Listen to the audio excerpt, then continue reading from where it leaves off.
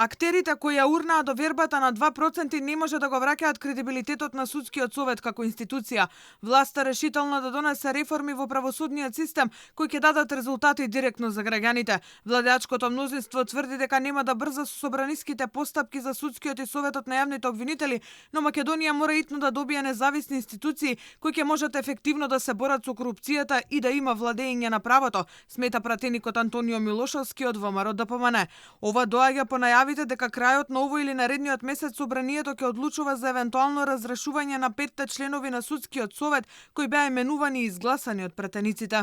Ние како парламентарно мнозинство имаме капацитет да постапиме во тој правец и да превземеме одредени, би рекол, поконкретни чекори, но ги уважуваме овие забелешки, имаме одредена доза на воздржаност во овој момент по ова прашање, иако морам да напоменам како една моја сугестија и до Европската комисија и до представниците на опозицијата.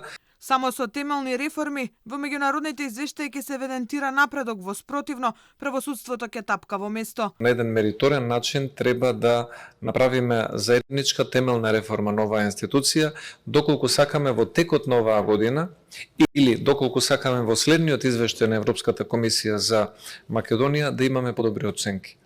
Се сомневам дека со истата екипа ќе можеме да стигнеме до подобри оценки во кредибилитетот на оваа институција, но еве има уште одредено, би кажал, време кое што полека доаѓа до својот крај, каде што треба заеднички да размислиме како да постапиме со реформите во оваа институција, но според мене тие се нужни. Опозицијата согласна дека се потребни реформи во правосудниот систем, а сега признава и дека сгрешиле со измените во кривичниот законник, што дополнително ја урниса довербата во судството. Измените на кривичниот законник од септември 23 година ја ослабнаа правната рамка и негативно влијае на борбата со корупцијата. Многу тековни случаи беа прекинати или поради рок на застареност, или поради тоа што конкретни прекршоци, како што е злоупотреба на службената должност при јавните набавки, веќе не постојат и во таа смисла треба да бидеме целосно посветени да годинава донесеме кривичен законник во согласно со правото на ЕУ и